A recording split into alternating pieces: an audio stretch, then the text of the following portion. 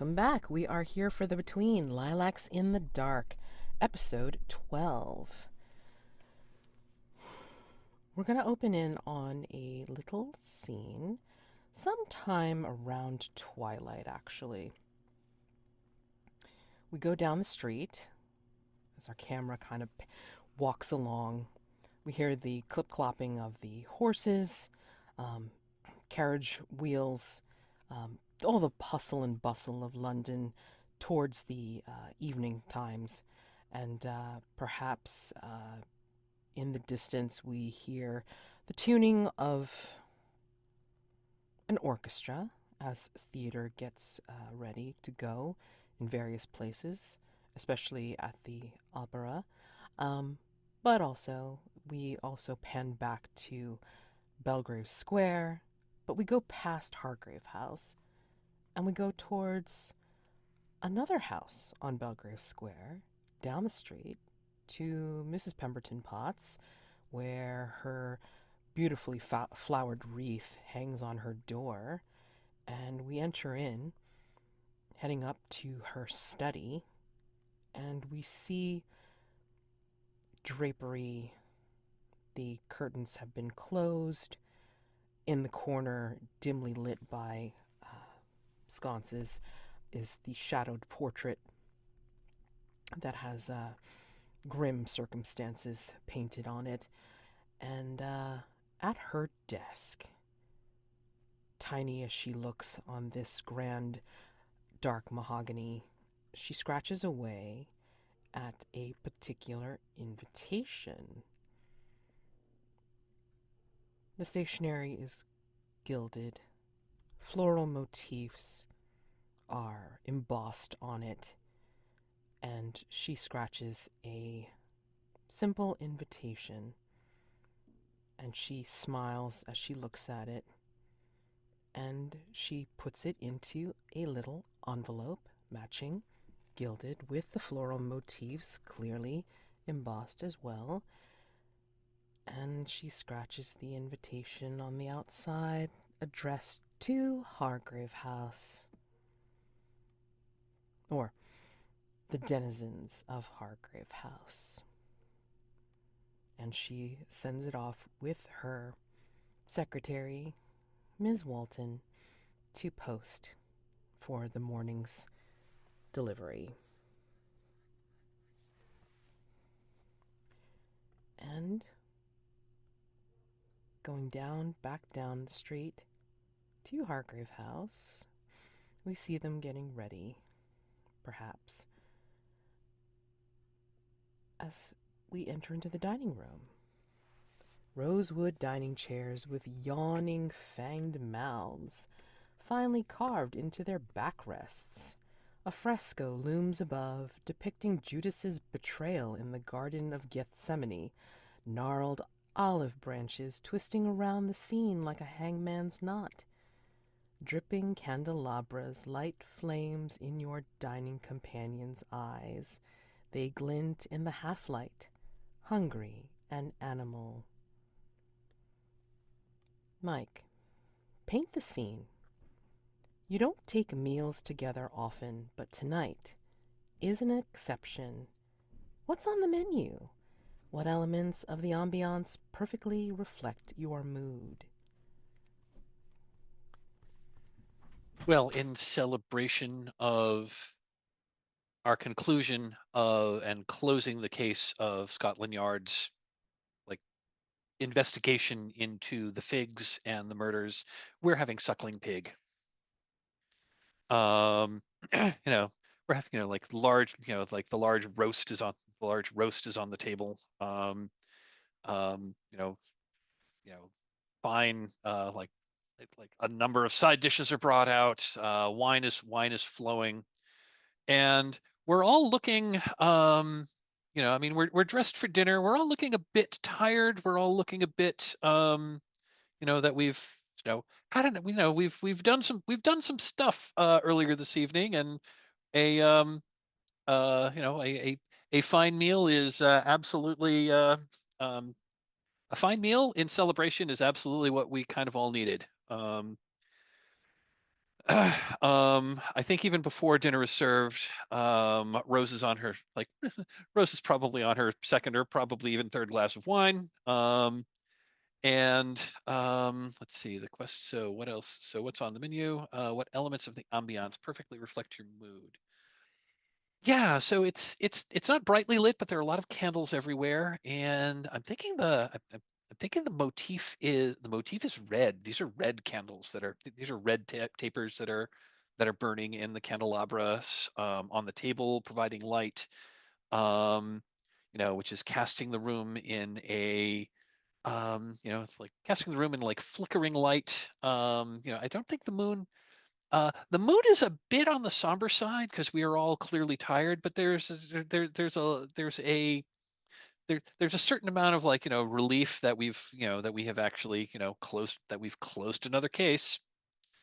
Um, and Rose kind of like raises her glass to her companions and says, "Well, I think we've deserved this." And she gestures toward the roast on the table, and I don't know if this is irony. I don't know if this is appropriate, but looks pretty good to me. And since this is being done a little bit out of usual rules, um, basically, if you want to pay attention to what you're saying for the Hargrave House sequences versus the Obert resolution sequences, and then try to match it up to get an echo of the night, have at it. Okay, so just be aware. All right. So, Jim, you want to go ahead and get us set up for how the hunters plan on setting up Obert for the fall? It's the Grand Guignol, right? The opera house. Uh, there is a show that evening. There are, actors are bustling around and everything and stuff like that. There are, uh, uh, stagehands are toting literal buckets of blood, up into the flies so that they can be, poured down in a rain of blood in one of the scenes that's going to happen later. We kind of, move through the like warren of dressing rooms and all this kind of stuff and everything. We kind of come to one sort of down in the back corner, and we can hear like a trilling of voice, like la la la la la la la. Someone going through vocal exercises, and we hear that, and we see um,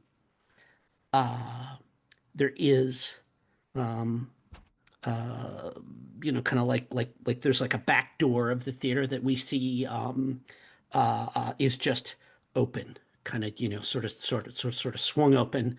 The roughneck that's supposed to guard it, lying unconscious against the door frame, and we hear breathing, and we hear heavy footsteps approaching that door where we can hear the music from behind it, and uh, uh, uh, the feet are dressed in fine shoes with stockings going up to the knees, but above that we see that there's a rough coat, maybe even with like some old blood stains in the hem or something like that.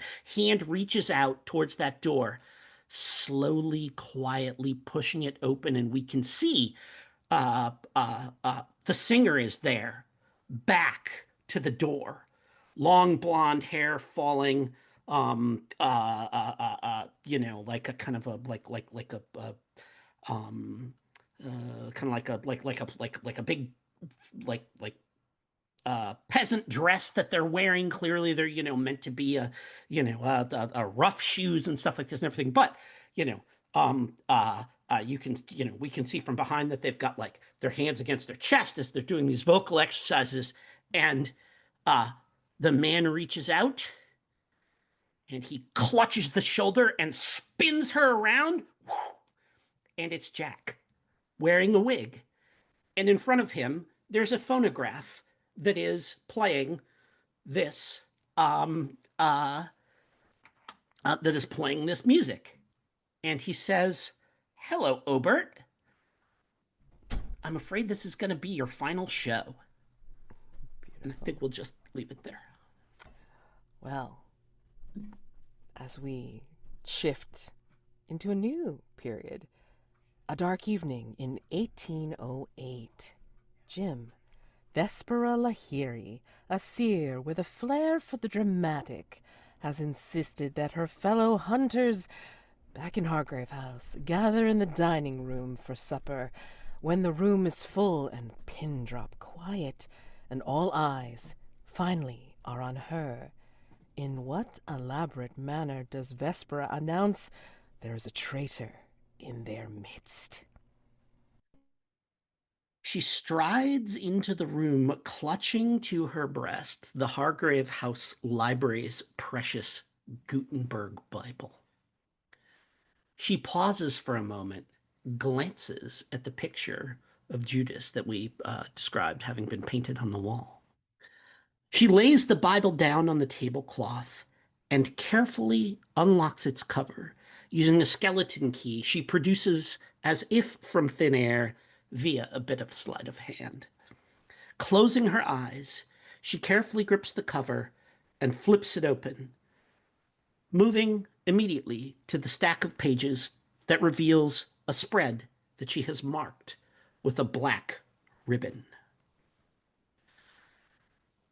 Unblinking, she looks at her dining companions, and without looking down at the book, presses her finger to the Bible and follows along the page, reading, "Speak not of you all. I know whom I have chosen, but it is that the scripture might be fulfilled. One that hath eaten bread with us, they have lifted up their heel against us." And we move back to the dressing room in the Grand Guignol. Kim, where does the story go from here? I think Obert turns to flee, thwarted mid-grasp, and drops his knife, and you start to see him run through the same like corridor we panned through, trying to dodge all sorts of backstage things.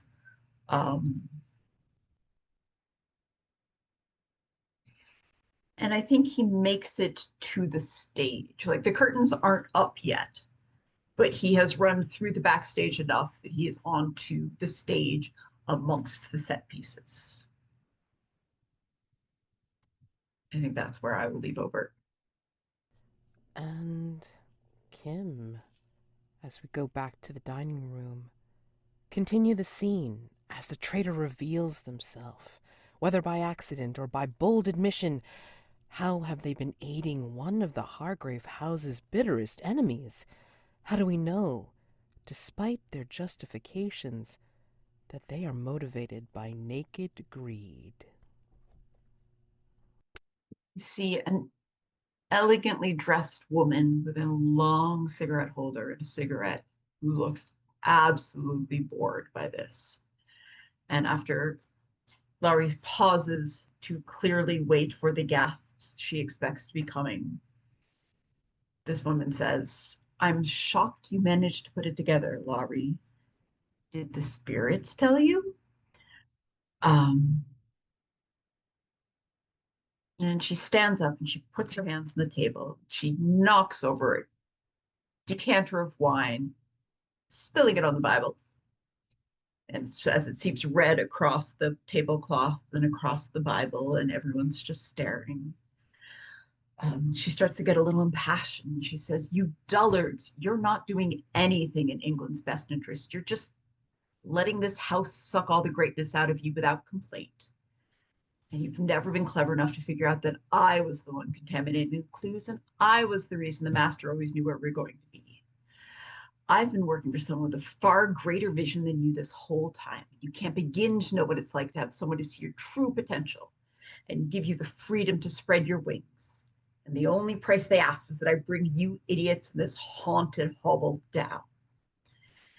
And she gestures expansively. And as she does, everyone can see her rings and all of her jewelry and her earrings and her bracelets were just a little too fine for someone who works at Hargrave's house.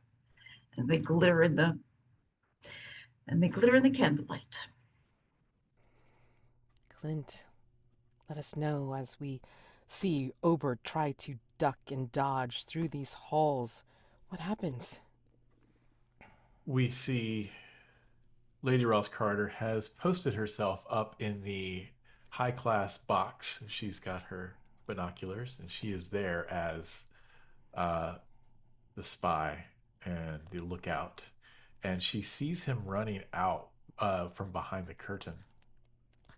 And she looks and she sees Rose Larrabee, and she gives her the signal, and Larrabee gives a nod, and with all of her might, all of her voice she has built up, takes a deep breath and yells, "Fire! Fire! Everyone, there's a fire! Get out of here!" And just there's just a huge ruckus of the crowd standing up and like piling over each other and running for the exits. And then we see Larrabee take that as the cue. Amazing. And we take it back as we see. Tell us, Clint. Narrate how Vespera and the other hunters delivered their traitor their just desserts. Make it brutal and deeply ironic. What remains in the room to this day as a warning to those craving more than their share. I'm gonna try to remember all the good stuff that's been brought up thus far. Lower my. I think we see Vespera stand up very straight and tall, and she confronts. I'm sorry, Kim. Did this person have a name? I did not give them a Okay. name. They can be Mary. Call them Mary. Mary. She says, Mary, you seem to forget who you are dealing with. And there's a fierce standoff, and Mary tries to upstage her and take on the crowd as it is, and Vespa like gets really angry and slams her fork and plate down and stands up and says, "You do not know who you mess with." And she gets angrier and angrier, and her body starts to shift and morph, and she becomes a hellhound, and with three heads, and it leaps onto the table, leaps at Mary, grabs her by the throat, and just starts thrashing her like a wolf would. And the rest of the hunters back up, give everyone the proper space. Uh, and as they do this, just the blood is flying everywhere, and it just coats the walls in red. And then finally, the last thing we see is the corpse land in the middle of the table, not too far away from where the pot roast was earlier this evening. Uh, and we just kind of cut to we see Vespera slowly just morph back into her normal state, and she just picks up her fork and starts cutting, takes a bite. And back at the Grand Guignol. Mike, please take us home.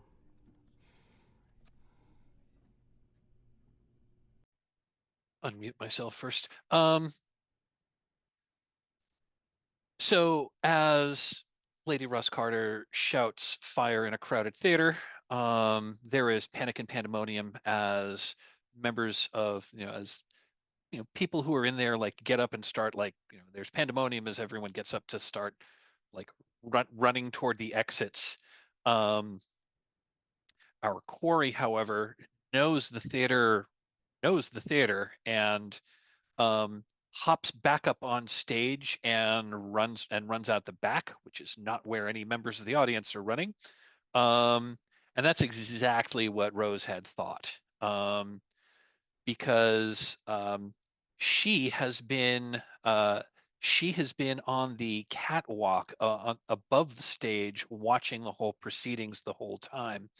As he runs down, she runs over to the ladder and just kind of slides down, the handles of the ladder onto the stage. Landing just behind him as he rushes past her. She's like less than a step behind as he's, as he like again runs through the back rooms, um, through through one of knocks over a catering cart that was back there for the actors, sending bottles of red wine, flying.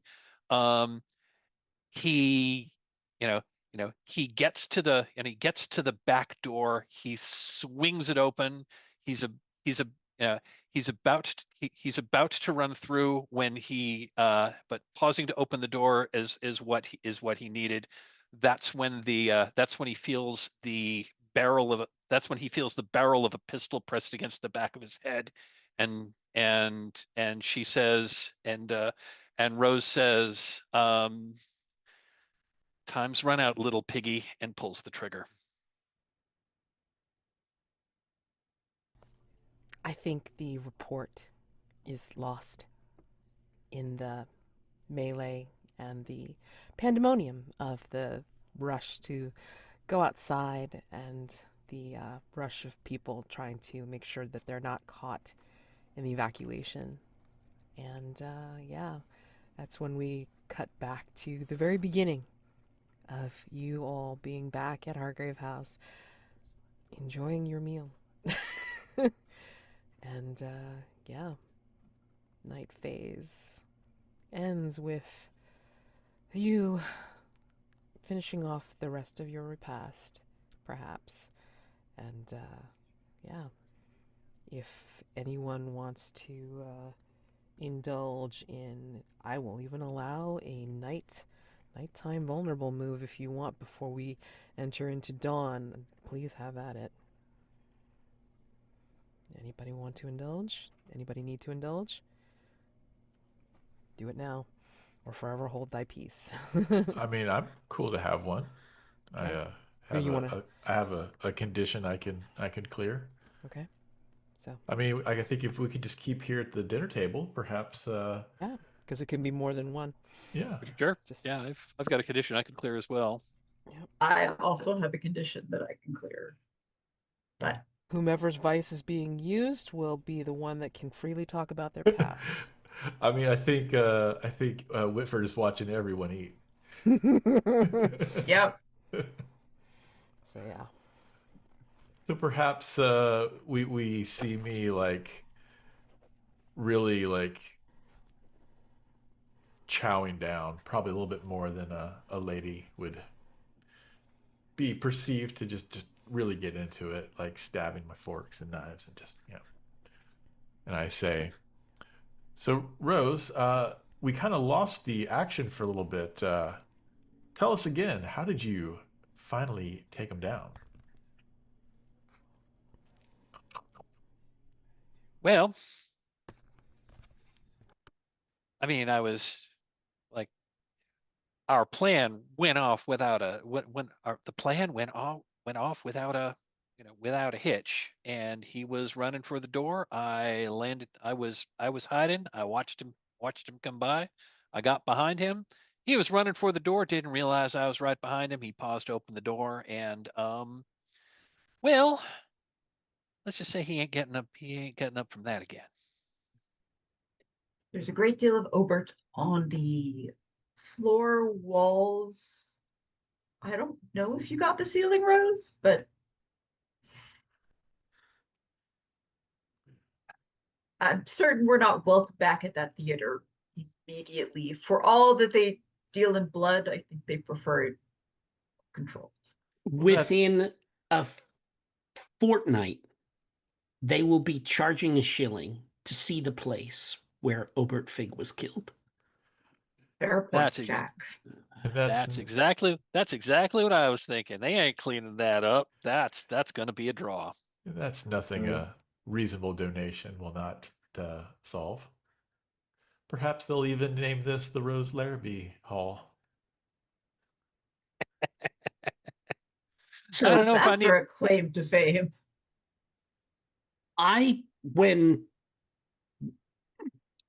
when we killed Julius Caesar, it was not nearly the bloody conflagration that And Mr. I'll just Shakespeare.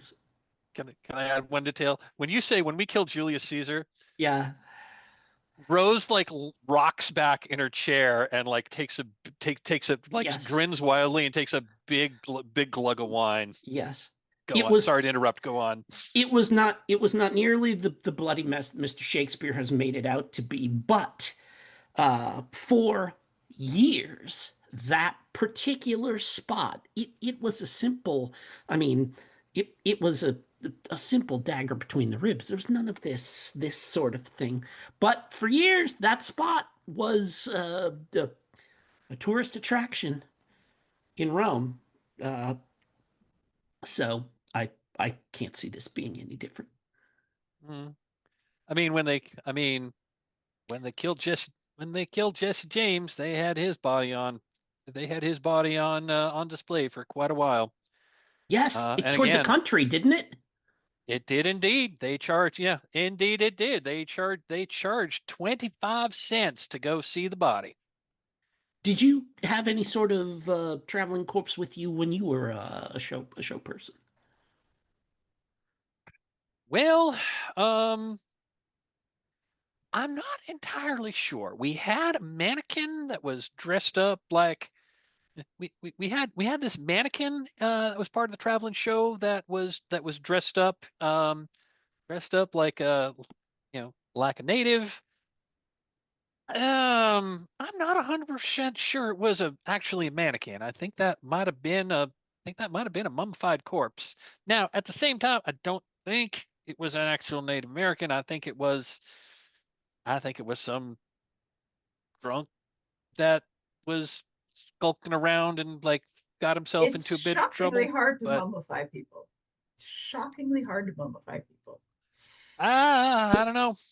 How hard is it, The Doctor? rumor among us was this was this was some criminal that had tried to rip us off, and with no one and they didn't want to let a good body go to waste. But that was before my time, so that was just a story. How hard is it to Doctor, mummify a body, Doctor? well, and I think I don't know anything about mummified people, but I will go into a long process of removing organs and drying and everything it would take not. And I was like, don't think you guys understand. You haven't. I feel like many of you don't hang out with corpses after you kill the people. Another thing you got to keep in mind, though, Doctor, is that it's a one hell of a lot drier out in Wyoming than it is here in England. I fear, Miss Larrabee, it's a lot more of everything in the Americas than it is here, regardless of what condition you're speaking of. Um, I hope they put that cadaver to good use. I mean, charging admission for a blood spatter is all well and good, but there are things you could do with corpses, and I don't have. Rose, do you know what they did with it after you removed Well, the nice man's cranium? frankly, no. I decided I didn't want to be charged. I didn't want to be, charged with, oh, I don't know, murder. So I kind of got out of there. That's shockingly circumspect of you. Um, Not first time I shot a man, won't be the last. wouldn't dare to dream. Um, yeah, your story's too interesting. Like, I don't think that I've got a condition to clear. I'm just gonna let y'all talk about your corpses. I'll stay perplexed. I think the last thing Ross Carter will say is she kind of turns over to Jack and she goes, "So tell me, is Brutus actually an honorable man or not?" Uh, Brutus was a politician. So no. Et tu. Et tu. I would and I would and not and seek to I would only seek to praise him and not to bury him. and I'm not going to, and like out of like Rose then cites like three lines from Shakespeare's Julius Caesar. I'm not I the player don't know them, but she cites three. She cites like some appropriate lines that Brutus said from like Act 5 of Julius Caesar, and and takes another big swig of wine. Well, I've got nothing else to add, I don't think. I don't know if this has been enough to clear a condition. Yeah, stepping out of character. My condition was marked by Taggart, and I'm not sure how this conversation would necessarily clear that, but Yeah, I mean, you would have had to mention it in some way, or like try to alleviate your own fears or yeah, Or concerns. I Yeah. mean, or simply having participated in that public spectacle of, that's murdering true. that serial killer might be the kind of thing that might, um, like put enough attention around you that he may back off for a little while. Oh, I kind of like that. I mean, Thank you, Jim. if you feel you've released it, then go I ahead think and clear it. I like that narratively. It wasn't. Yeah, I like that narratively on how perhaps Taggart was trailing us this time and witnessed this and decided, oh, Rose isn't as or Mildred's a bit more dangerous than I thought she was. Or he's going to pursue his other unsavory pursuit. So, you may not have to worry about being, uh, you know, his main target right now. But yeah. What about you, Lady Ross Carter? Credit where credit's due. Yeah, I was kind of hitting. I was gonna ask, trying to ask the doctor about how hard it would be to actually mummify a body, and that takes some work, and being impressed by that, as well as Jack's interaction with Brutus and Caesar. Nice. Okay. Feel you've released it? Go ahead. And Doctor, you're keeping the perplexed. I mean, I think everyone is behaving very much in character for themselves. So that was like a very straightforward and soothing. Everyone's doing exactly what they. Jack's referencing dead old people. Larrabee's bragging. Lady Rose Carter's sort of ignoring conversations and just putting them in her own place. So I think that would clear perplexed. Okay, that's fine. Go for it. Alrighty. So, given that, let's head into Dawn phase. Let's take a look at my reference sheet here. Alright, Dawn. Collect rewards if a threat was resolved, and it was. Yay! Woohoo! Alright. Let's see, can I copy paste? Let's find out. You will get to choose one from this particular list. Post it into the chat. Okay. Obert Fig's butcher knife. Add it to your personal quarters. A large baking peel with the shape of a pig carved into it. Add it to your personal quarters. A holy symbol of Moch. Describe it. Add it to your personal quarters. And then tell the keeper to unmark the mask of the pig if it is marked. Oh, interesting. The mask of the pig can now be marked by any hunter who, while investigating any threat. Ha ha ha. A memento from the investigation. Ask another hunter what it is and then add it to your personal quarters. And another memento from the investigation. Ask another hunter what it is and then add it to your personal quarters. So, what would people like? I would like him to give me a memento from this threat, and you can think about it if you'd like.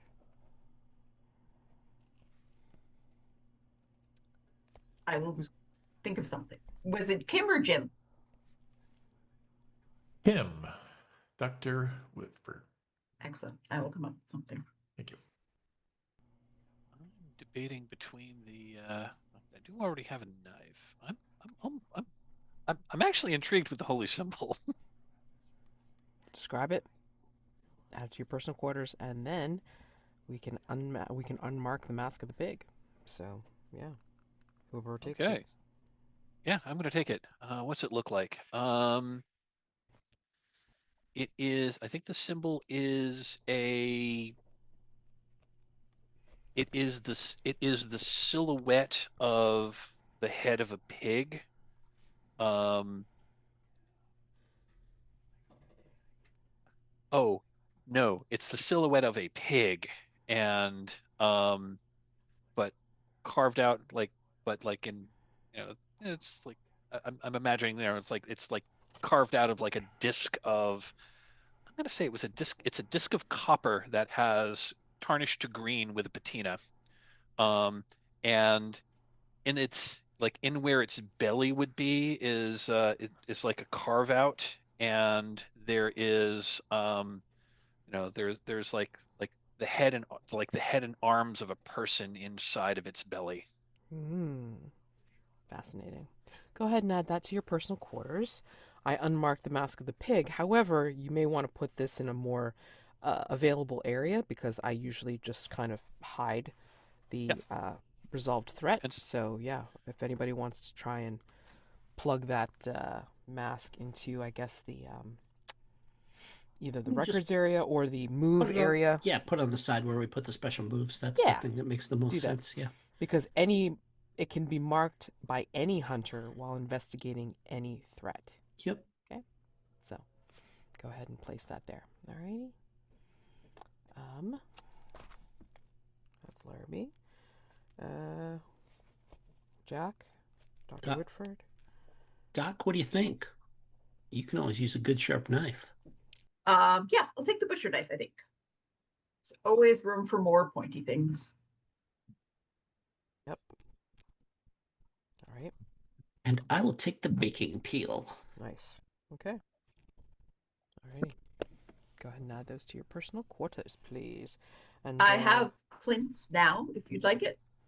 I think that before Jack's final pig origami, he made a couple test pigs out of various scraps of paper lying around.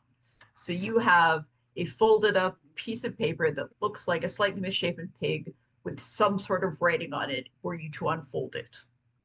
Origami pig. Nice. That may or may not be made out of important mail. Oh. Love it. You. Beautiful. All right, let's head over to Dawn questions. Sorry, so cute. Just he unfolds it. You're cordially invited to Lady Pemberton Potts. What the? Bill.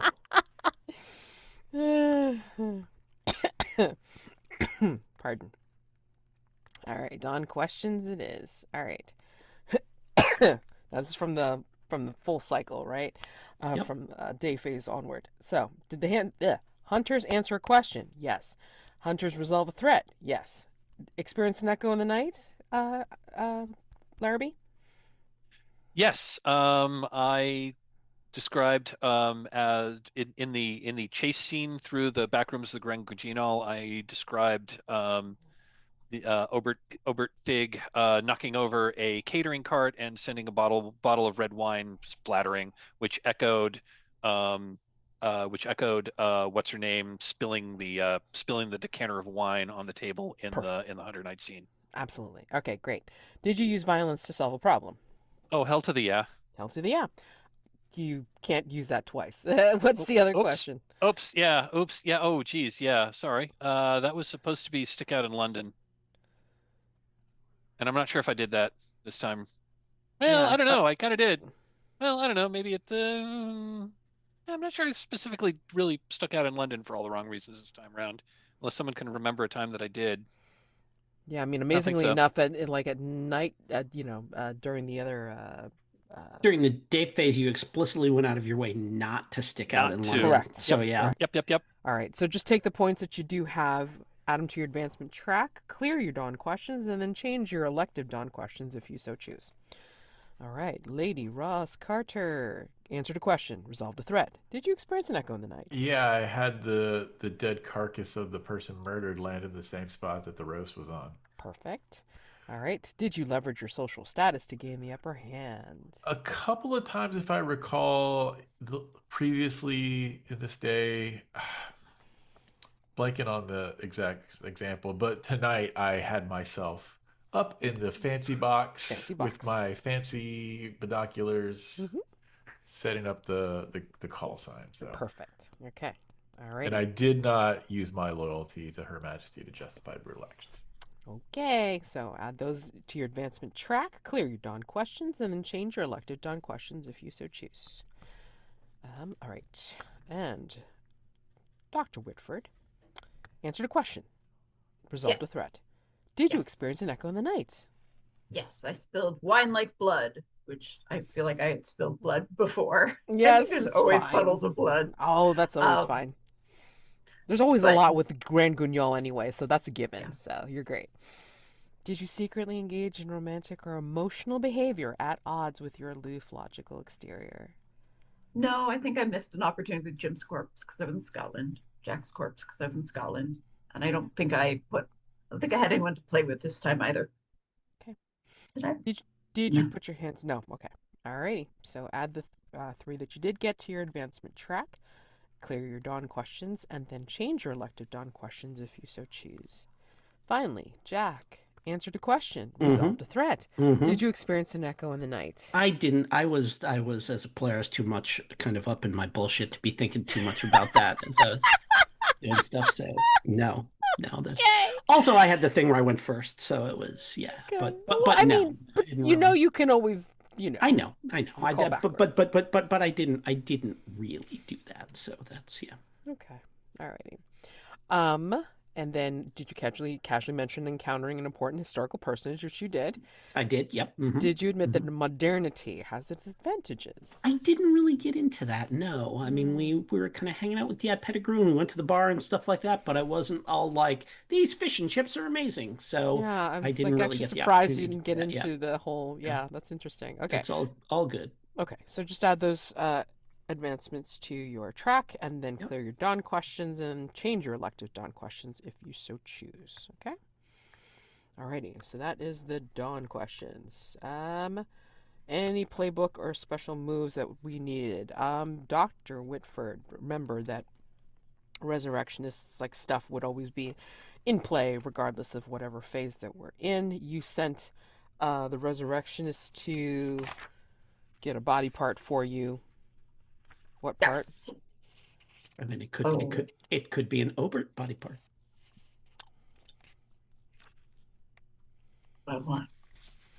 Okay. I forgot. They to helped pick clear the part. body. Ah. They did. Yeah, totally, 100%. That's how the body got cleared out of there. Yeah. There you Well, go. it can't be the head because that's gone. Yeah. Let's do some legs, but I don't have a good memory for it at the moment. That's fine. Can I come You back don't- around to that? Yeah, come back around to that. Just mark that you need to do that at some point. Yep, soon. Okay. All right. Circle that. Okay. So legs memory. All right, and then I think what was the other choice that you picked with that? I can't recall off the top. Was This that like one? no blowback? Yes. Okay. That was part of why we did a Hargrave. Yeah, no problem. Okay, great. And then like Rose, like you just did the 10 plus, so that just means that you were like good senses, but then like no extra clues or anything like that. Yeah. Correct. Okay. Just want to make sure. All right, cool. All right, and that is dawn phase. Day phase. I think even as you wind down from the beautiful, crisp pig, I mean, like, Mrs. McGarity is going to go all out, of course, because, you know, like, she always wants to show off the fact that she's going to cook well and cook well for Lady Ross Carter, of course, because you pay her. Oh, and you do have a mask? Okay. Alrighty. You have that ready now? I do, but I may find a time to weave it in if it makes sense. So Okay. just All right. throwing that out there. Okay. All right. And it is a mask of the past, yes? Correct. Okay. Mask of past. Lady Ross Carter. Okay. As do I. Okay. Mask. Whitford. Okay. Mark it. All right, great. So, sorry, let me just have this out in the open. So, I think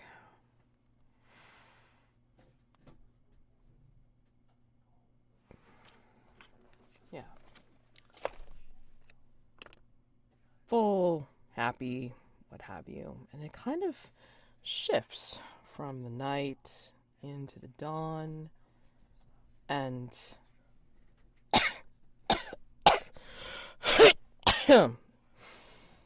The King in Shadows, Act 1, in which the curtains rise and our cast come to the slow realization that they are stuck in a tragedy, and that the performance of a mysterious play is heralding the incursion of another world on our own. A round of applause is heard as the curtains rise. Everyone claps.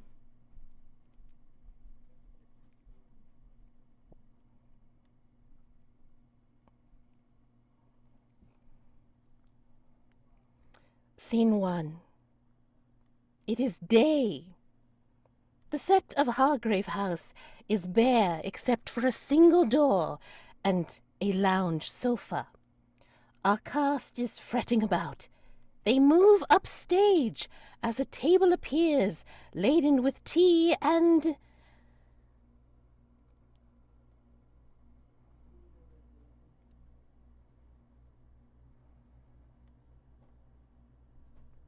None of you are certain what just happened.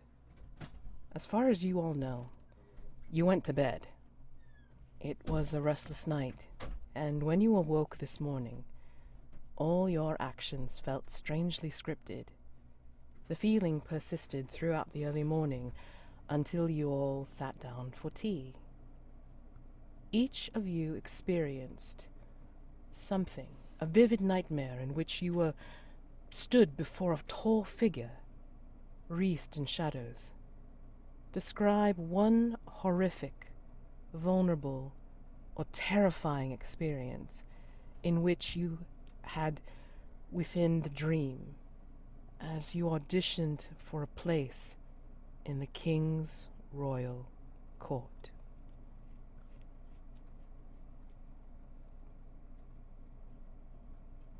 We have a very young lady, Ross Carter, like 8 to 9 years old, and she's been dressed up in a little ballerina tutu, and her parents have pressed her into performing for the king. So we see her timidly walk up stage and starts to put her arms up, and she dances and she spins, and the music gets faster and faster, and she can't quite keep up, and she goes to land on her tippy on the point on her toes, and she doesn't quite make it, and we hear this loud crack, and her ankle snaps as she tumbles to the floor, and that's when Lady Ross Carter wakes up. Jack steps up to, it's dark all around him, and he steps into a spotlight shining directly down on him. He is dressed as he normally is. He looks just like he usually is. He's kind of looks at, sort of clears his throat, and a disembodied voice comes from somewhere up ahead of him. State your name and the part you wish to audition for. Jack, and I am auditioning for the Martyr. And the voice says, proceed. And it's like a stagehand kind of appears from the darkness and lays a block, just like a, just like a hunk of wood, a tree stump down in front of the stage.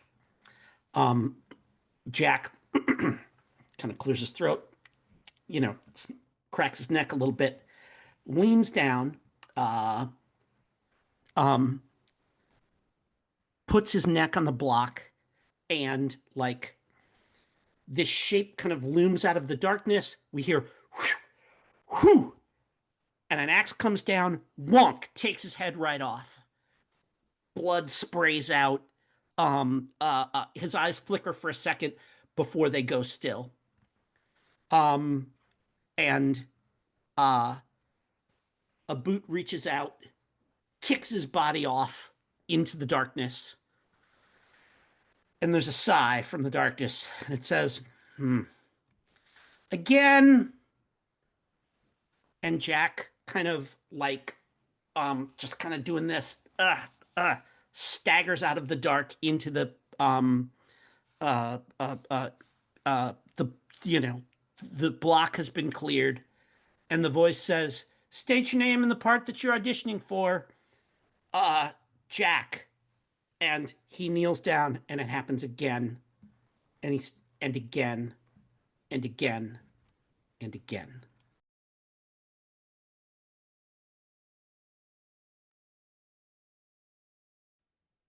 In Rose's dream, she is back in the Wild West show. She's in like the dressing room carriage for the Wild West show, getting ready. She's standing in the mirror and like she's like adjusting the hat. The hat she still tends to wear, although it looks a bit less beat up than it in the dream. Ties ties like a jaunty red kerchief around her neck, makes sure that her gun is at her. Oh, and she doesn't have a regular gun here. It's like a big, ostentatious, like polished silver and chrome gun, clearly the stage gun. She's got her boots on, she's got the spurs on. She opens, and she opens the door to her. She opens the door to step outside because it's time to go on, and she steps onto a stage. She suddenly realizes that she's on a stage. There's a red curtain behind her. There's footlights shining up at her. The audience is dark. She can't see anyone, but she hears whispering from the audience, and a disembodied voice in an imperious tone says, which part are you auditioning for? Which part are you reading this time? And she then looks down and realizes that she's not dressed in her Wild West appearance or her Wild West garb. She is she's dressed in she realizes that she is dressed like Cleopatra, remembering a time when she was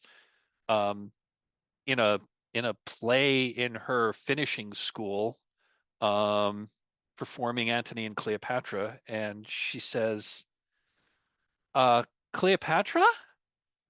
With a question in her voice, like, all right, we'll start with Act 5, Scene 3, your line. And she says,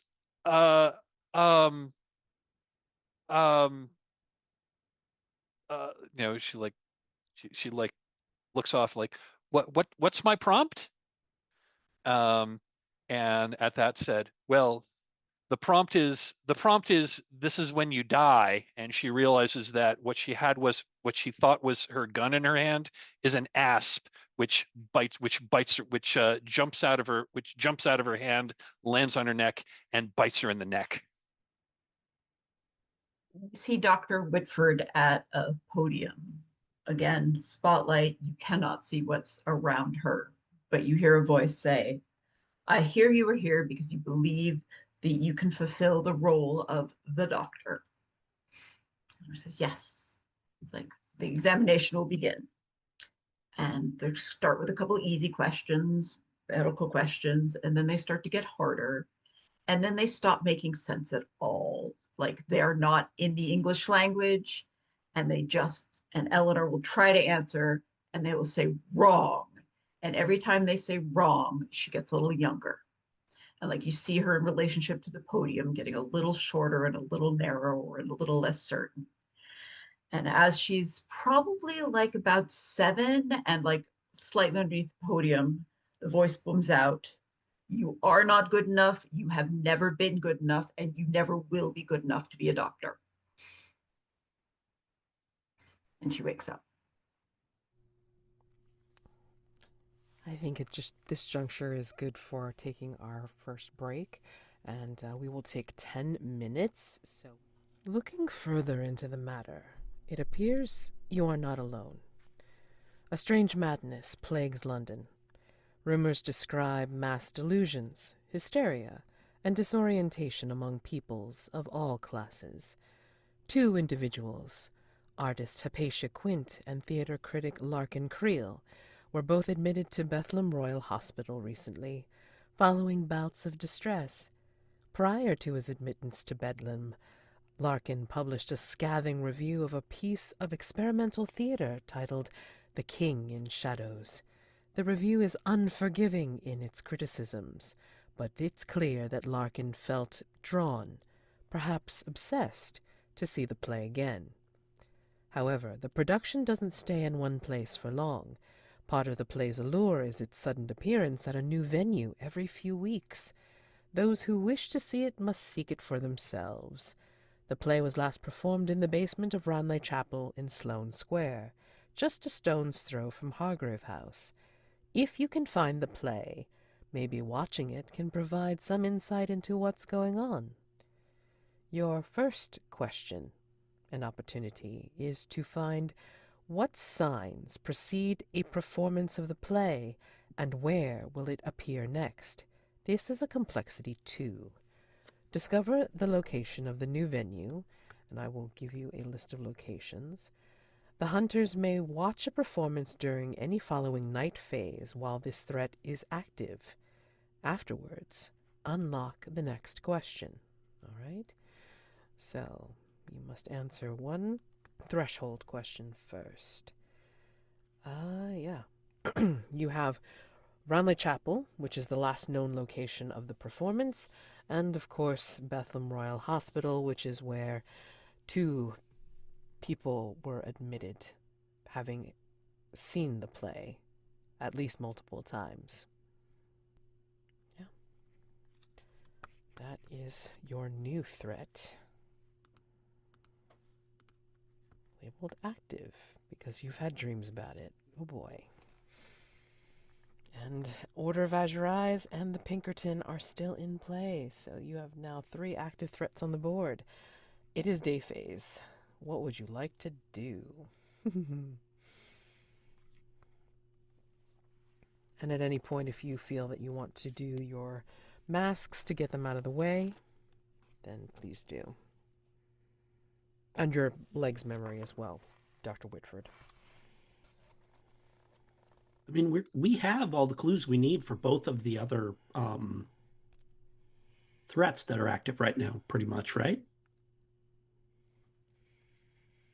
I think that's a yes. We're +3 on both of them right now, as far as I can tell. I think, right? We are. Pinkerton's- We're +6 on yeah. we're You are +6 correct. on the Pinkerton, and we are 1, 2, 3, 4, 5, and we're 7 clues on a complexity 4 for Azure Eyes. Okay. So, So I'm thinking let's investigate. Let's maybe do some investigation on the new one, and then when it's time to answer a question, let's pick one. Let's pick one of the others to try to resolve tonight. Yep, sounds good to me. okay. Alrighty. So, what would you like to do? Like I said, you've got Ranelagh Chapel and Bethlehem Royal Hospital to start. I would like to go speak to Lady Cressida Bachelor Howells, the Antiques and Ancient World dealer. Okay.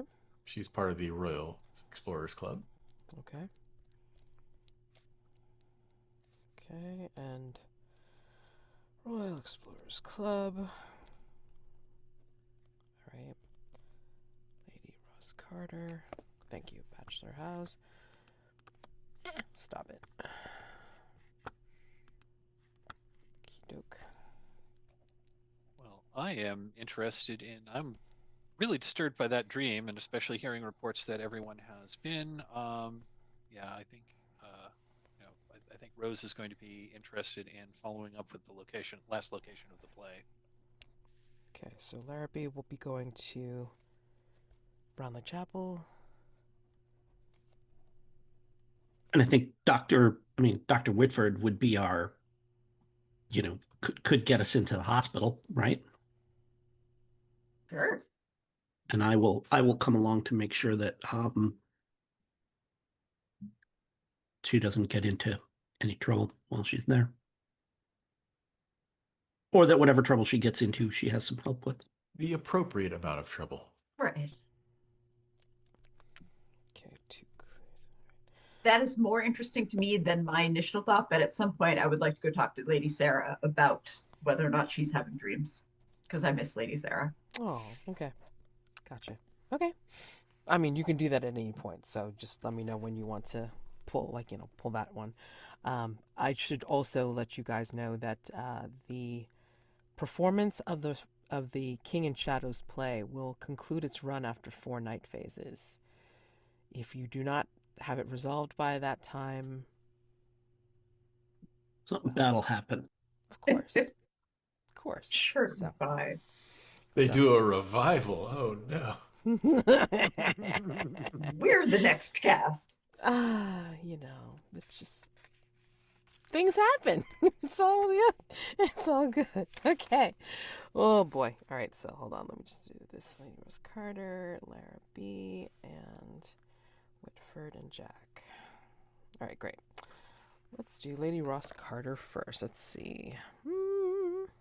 I have marked my box for this. Perfect. Okay. So, yes. Where would we find Lady Cressida? So, thank you for asking. I think she has a whole warehouse full of fine antique furniture and, little gifts and trinkets that she's collected through the years. Maybe it's in her house. Maybe she's just loaded up her house full of like weird stuff. Oh yes. I believe that she is one of those collector hoarders that Yeah, yeah. like instead of being the old guy with the gout and the fez, she is the woman that has the end tables everywhere, and you are like bound to hit your knees on bric-a-brac within inches of each other, you know? So that is, totally legitimately acquired. Yeah, right. Have you ever Sure. seen Fanny and Alexander? Mm-mm. That like old Russian movie? Okay, never mind. No. But yeah, I mean, like she's a bric-a-brac kind of person, all over the place. And yeah, I feel like okay. So hold on, what's the description? Wild hairdo, dramatic effect, unrecognizable accent. Yes. So I would imagine that she is also one of those high peers that it is rumored that her lady in waiting will stick her in the middle of the room and throw her brooches at her so they land in weird places on her person. So yeah.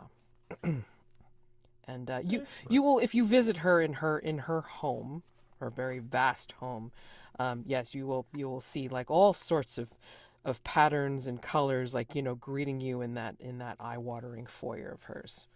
Well, the footman, of course, Yes. opening the door to you. And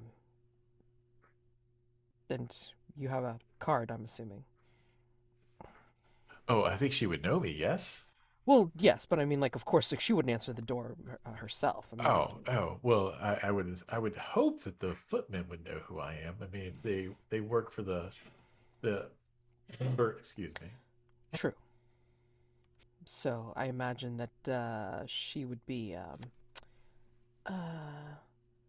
flittering around in her home. But I mean, you would hear like her dulcet tones like in the distance. But I mean, her footman would, or I mean, her butler would kind of look at you and then just make sure that he has your name right before he announces stentoriously, Lady Rosamund Ross Carter, Madame. I follow in behind them and I say, "This is such a lovely place. I'm surprised I haven't been here before." And I'm Oh, like touching all the various things, and there's probably a layer of dust that comes up with it. Lady Ross Carter. Oh my goodness. Has it not been, you haven't been here at all? I'm so sorry. No, I am Oh terribly goodness. sorry as well. Oh goodness. You don't make it out to the club very much these days. Oh no, why would I? I have so many things to catalog. Why would I? Oh no, goodness, oh goodness. Well, it's good to get out and, meet people. Perhaps you can get a line on some new treasures. I have. Come here, come here, come here. And then like she'll like, you see her come towards you, and her dress has these brooches in random places on her person, like they're dangling and Okay. just like kind of swinging off of her in the weirdest places. And she kind of gestures you forward. She's wearing the gloves all the way up to her up past her elbows, and she has this hairdo that looks like it's been swept up by a strong wind and then stuck there with like a bird's kind Like a of flock of seagulls. yeah, Yeah. yeah, and it just like stuck there, right? Yeah, so it's just like, oh goodness. Come here and then take a look at this wonderful thing. Doesn't this look absolutely gorgeous? And it is a And I it say, is a mini "What is elephant it?" that looks like it's ivory, and it's gilded in the weirdest places on its shape, and it looks like it has a like a paisley carpet of sorts like kind of draped over it, and then like the tail is made of like some kind of jade, and it's just hideous. But I like reach over and I pick it up without asking permission, and I'm like, "Oh, what is this?" Oh, oh, and I uh, drop it. you are clumsy. This is probably why I have not invited you all that often. Oh goodness. Oh, I'm so sorry. You know, I didn't just come to chew the grass, as they say. You're chewing grass these days? Is that Well, the new drug? it's a Is thing that the new drug? it's a thing I heard an American say. Don't worry, Oh, it's okay. oh, oh! Is that what Um, that new drug is in America? well, yeah. But have you noticed perhaps any of your worker, your staff, being a little bit more delusional lately? Delusional. Hysterical, Oh, uh, oh, disorienting. oh. Have they been going to the play? Have they been going to the theater? Uh, I'm really curious about old uh costumes. Do you have anything in old Costumes. costume? Oh, and then she basically like will like did like strike a pose literally, and then like will declaim something as if she is on the stage and she has a spotlight that is like shining upon her. Um, Now, mind you, this is merely because it's like I have heard these words many, many a time myself, having attended certain theater, of course. But not that I would even think about going across those, what do they call them, the grease boards? I forget. Anyway, you're curious about whether my servants go to the theater. Oh, I just, and costumes. Just curious. Costumes. Well, I I mean, mean, they don't I, go in costume. You know that they go to watch the people in costumes, Lady well, Rosscarter. see, these are two separate things. I think I should be more clear. Uh, I'm here because I'm looking into the history of theater. And the people down at the Royal Explorers Club, and they said, if there's one person I should ask, and that's you, your name kept coming up. Ah, isn't that wonderful? I am Yes. known for something. Well, And they said you had quite this collection of costumes yes, and props and yes. backdrops, those sorts of things. Yes. One room. One simply beautiful room, absolutely. And she sweeps you into like the first floor, Yeah. and she goes into like a particular room that has a particularly stuffed closet full of costuming, which looks like it has, bespoke costumes of all periods, and then like these things that look like tapestries that you can pull out, like that are in big hangers or something Yeah. like that, and you realize these are set drapings, right? Sure. Yeah. And then the costuming, the set drapings, and then like the props are things that she's put behind glass, like canes, like mustaches, like monocles and pince-nez and all this kind of stuff. And it's like All the props. all the props. It's like, And these have special meaning. Not to me, of course, but they belonged to certain people of the footlight persuasion. I forget all the terms, I am a great fan, of course. Do you have these organized by year or just however you feel necessary? Necessary, of course.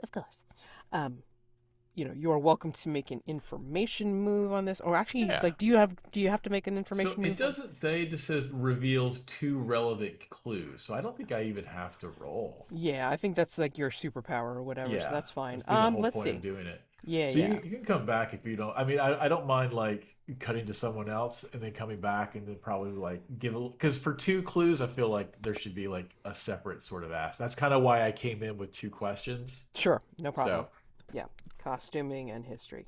yeah, or like why if their help has been feeling gloomy. Yeah. Okay, cool. All right, awesome. And then we're going to head over to Larrabee, who's heading over to Roundlake Chapel. Okay, this one has a particular paint the scene.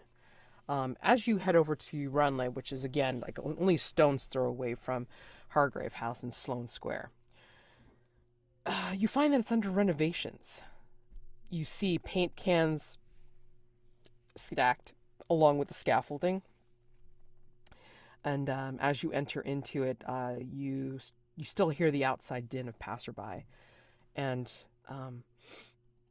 the basement itself is like dimly lit and contains like, a shoddy stage and a canvas backdrop, because it looks like, again, like, they've already started like putting draperies up and everything like that for where they're working.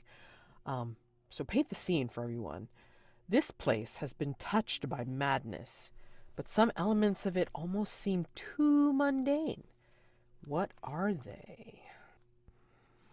Place has been touched by madness, but some elements of it almost seem too mundane. What are they? This is the spot where the plays were performed, right? Where it was the last known to have been performed, yes. I think one of the things that's particularly mundane about it is that there is just the detritus of a theater production, just kind of, just like there's sweets wrappers thrown on the floor. There's like whatever, like dirt from outside that got kind of trod in on the carpet and stuff like this. Like it just looks, it looks like there was a gathering of people here and they left some trash behind, but it's all mundane trash. There's nothing weird about it or anything like that. It's just, the kind of stuff you would expect to find if a theater production cleared out and someone hadn't, bothered to clean too conscientiously. I think the room has these little candle holders that circle that are around all the walls, and all the candles that are in them are just completely melted down. So there's just like wax hanging from each one of them. I think you can see on the back of some, maybe like a back of a door or something, some adolescent boy who's drawn some very detailed genitalia. The last production like left they left the backdrop up. And it's a not very well painted. I mean, it's clearly you can tell what it's supposed to be. It's like the interior of like a maybe a dining room, maybe a function room, maybe a throne room. Hard to say. It's clearly, but yeah, it's like a not particularly well done backdrop is still propped up there of some kind of like generic interior of a building that you could use for all kinds of different ways.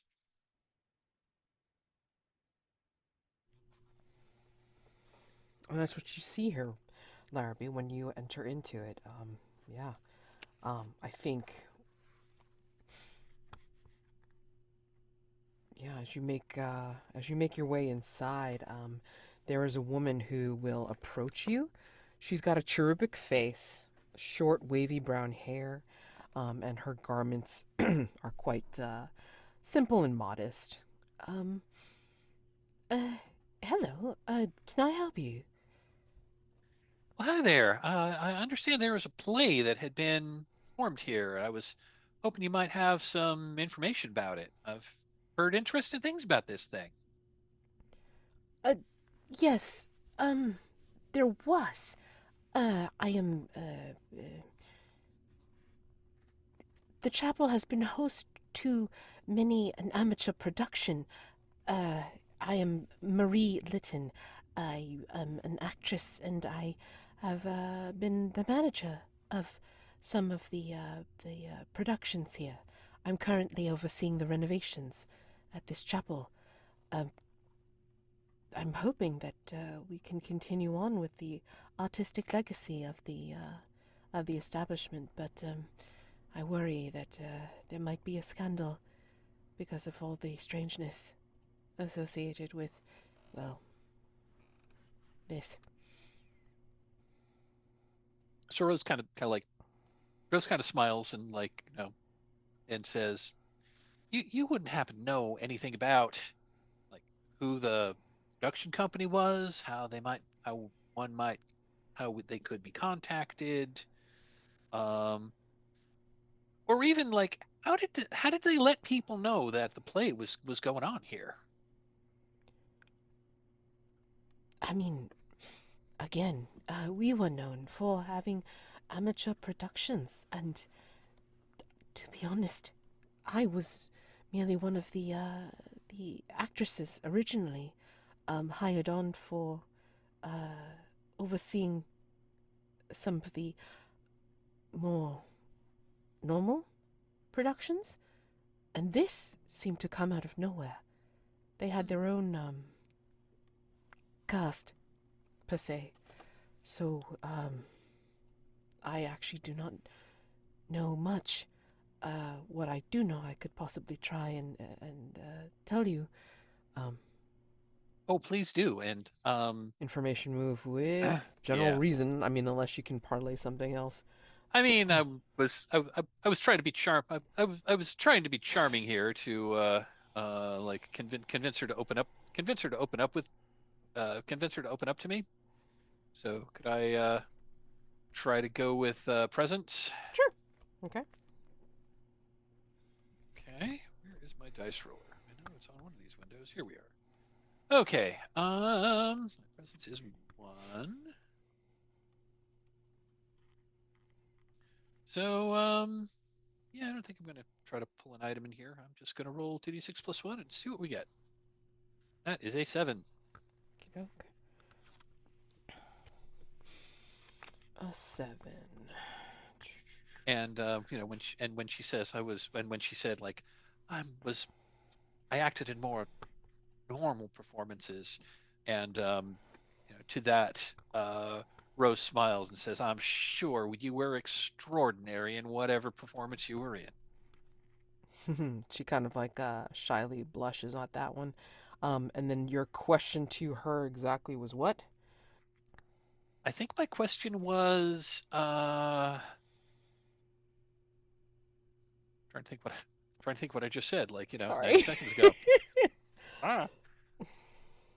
Um, I think I was asking about if she had like if she knew who who the contact person was, or the name of the person that she was dealing with, or information about the company that she was dealing with.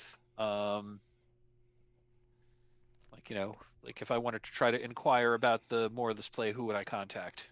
Hmm.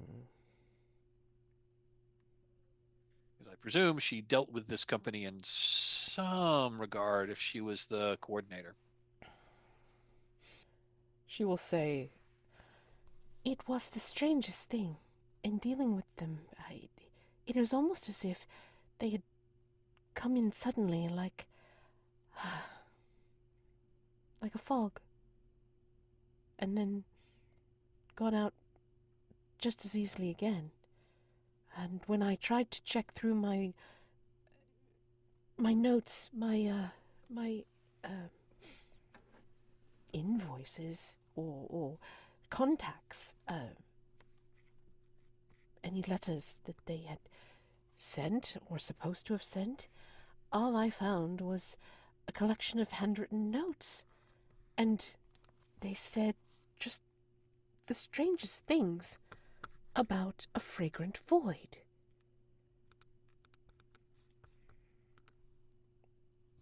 Fragrant Void. And they were all written by someone called Atticus Whately. and that is your clue. A collection of handwritten notes regarding a fragrant void by someone called Atticus Whately. Well, that is mighty mysterious. It is.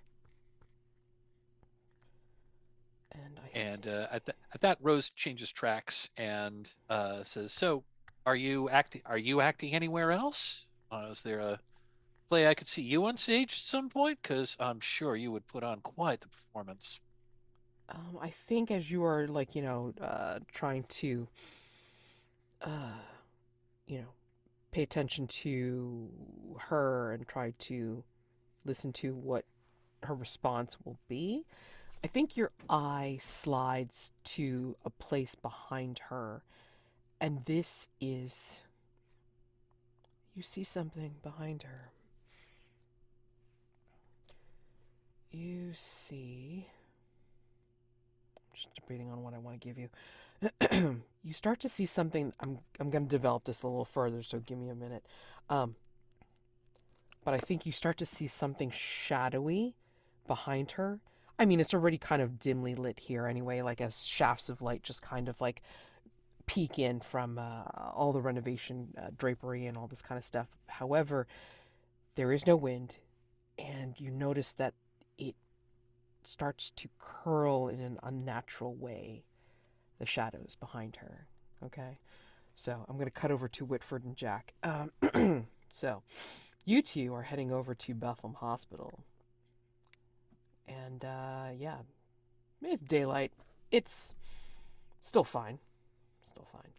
And yeah, sometimes surprisingly clean, and others maybe not. But I think the impression that you get is that it seems to have too many empty corridors. And there seems to be at the moment a heavy blanket of quiet stillness.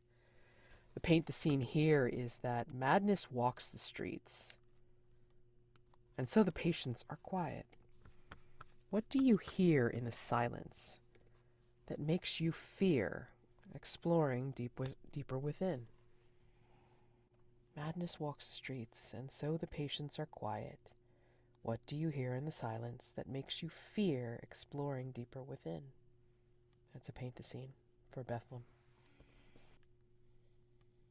A sound like a strong wind through the trees. I think you hear Titus Fig still singing his nursery rhyme. I think we can hear the sound of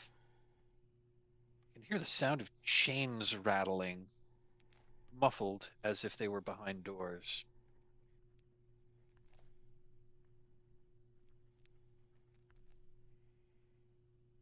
Someone singing a nursery rhyme, just barely audible, in a childlike voice. Something about the plague. Bring around the rosy, a pocket full of rosy ashes, ashes, we all fall down. And that's what you hear as you make your way through the corridors. And I think perhaps there will be a single physician that comes out. Lab coat, a head of luxurious silver hair. Seems to be having a pipe in his hand along with a what looks like a notebook. But he's not smoking it. Okay? And then as he approaches, he sees you two and will put the pipe into his pocket and then extend his hand to whomever is first and say, Dr. Rodney Walters, you are here to make a visit. Correct, Doctor. I'm Dr. Elinor Whitford. I believe we've met. Yes. You had done that particular paper on the treatise on the what was it? On the particular connections between the venous thrombosity in the... Yes, that one. And you gave that fascinating lecture about cleanliness and hospitals, did you not? Yes. And as he gets closer and you shake his hand, you just notice he has an extremely clean smell. I hear you have had some patients recently admitted. Yes. I mean, you always do, but especially noteworthy patients. Yes. True, and I'm quite amazed that you'd heard of them quite so quickly. Though they might be quite mad, I suspect there must be some method in it. Mr. Creel, in particular, his unique deformity is unheard of. Mentally induced physical transformation? A fascinating case, really. Indeed, it's so rare, and you almost never get to see it firsthand. No. I'm sorry, I'm being too effusive. No. Please, I mean, your enthusiasm is only matched by my own. I'm actually glad that you're here. It's nice to share something like this with someone who understands. I'm sorry. And you are, and then he will also hold out his hand to you, Jack. And I look at like his meticulously clean fingernails and stuff like this and everything, and I kind of give my hand like a couple of wipes on my pant leg. Yes. And and then and before he can pull back, I whoa, grip it right and make sure that he can't. And I other hand over the top. I'm Jack. Pleased to meet you. I'm the doctor's assistant. I'm here in case anybody needs their thrombosis disconnected. Wonderful. Hopefully that will not be the case here, but I'm glad to know that we have someone as a go-to. Thank you. And as he tries to remove his hand. Oh yeah, I let it go. Okay. Yeah. Please follow me, and again, do not be disturbed by the physical changes or the possible mental and emotional state that. I imagine it's a very destabilizing Yes, thing. yes. Not only to witness, but also to be subject to. Yes, absolutely. Please follow me. And yes, he will lead you to a particular door. And even before you get, like, really close to the door, you may hear a laughing and a wailing. Down below! In the vastness!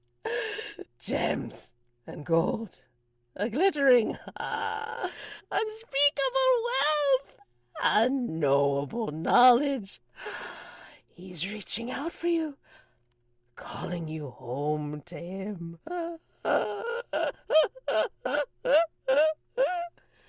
And you hear that through the door that you're nearing. Is this the critic, Doctor? Yes. Yes. He has been purported to watch at least 5 separate performances of this play that people have seen, and it's quite insane. I usually hesitate to say such things, but as you hear... I would be hard-pressed to find another word for it. Correct. Did this come on gradually or all at once? He was brought in this way, speaking these strange phrases, and I think they had said it was a gradual thing, and then he had woken up one morning and just... his visage was grotesque. His speech and manner were equally twisted, and he was brought here. Have you seen any further changes since he arrived? Yes. I say that there is deterioration in the cranial structure, and we have taken copious notes, and it is a bit discomforting, even for one such as I, who... We are well familiar with discomfort, Doctor, so if you could please usher us in. Certainly. And kind of Jack steps up to the to be there, like, between the door and Dr. Whitford when it gets opened up. Okay. Yeah, and he'll produce a key from his pocket. It's a door that looks pretty solid, except for a single panel that's like kind of eye level, and like it enables you to see, like, of course, like through the panel, and then like you can kind of see, and it's like, it's just best to face the wolf and see what you make of its bad teeth. And he will unlock the door and show you in. I think when you enter into the room, or at least at the threshold, you will just see the back of someone in like the pajamas of someone that's a patient, and you just see this tangle of dirty hair with a shock of white, like probably towards the top, like the back to you, right? And then like his shape, his demeanor is like kind of hunched over and like kind of laughing. Looks like it's laughing, right? It's just like kind of like shuddering in where it is, and it looks like over the pajamas, like on the top, is like it's like a straight jacket. And just kind of like, again, you hear this laughing and wailing alternating with these strange phrases. Wouldst that I could return to the cold embrace of the void, but the void has rejected me. Well, we have something in common then, my friend, I say as Jack steps up to him. And I'll kind of like grab him by the shoulder and spin him around. As you spin him around, you realize that his face turns. I mean, first you see the shock of white hair, and then you notice that in profile, it looks like somebody who's incredibly sad. But then, as you fully bring his face to you, you see the other half of the sock and buskin mask as you see the smiling part on the other side of his face. So fully half and half. And so I'll kind of grip him by both shoulders. And he just kind of sways there, in his straitjacket as he kind of alternately laughs and wails. You now, you understand the gold and the knowledge and the wealth. Really. Actually, no. I've managed to escape oblivion, but I experienced nothing other than a cessation of consciousness during the time that I'm denied oblivion. May I do something that might help you focus your attention, sir? He goes on as if you hadn't spoken. He'll say, now I am truly alone. Down below. And Jack kind of is like, okay. And when it's clear that he's just kind of on a loop, I just kind of grab the straitjacket by the neck and just cock back and bam, just hit him one in the face. Okay. I think in this case, to try and focus his attention. I think in doing this, I think you're going to. I mean, is this what I'm looking for is an information move using vitality here. Oh my gosh! To try and just knock some sense into him, even if it's only momentarily. Oh man. Sure. I was trying to figure out if one of the dangers was going to make this turn into a day move, but not quite yet. Yeah, sure. Okay, all right, cool. Let me. Oh, you know what? I need our dice roller here, which is it in our safety tab or is it in the? It's in the info. Right? Info. Yeah. But I think as you're doing this, I think Dr.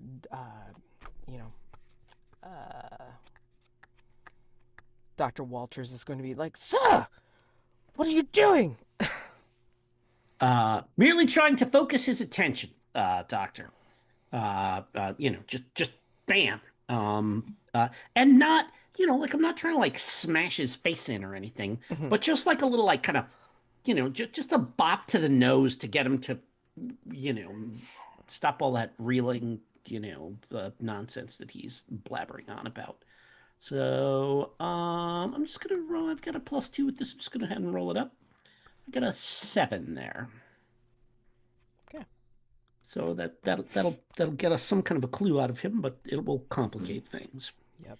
And then let's see, what do we get for a clue?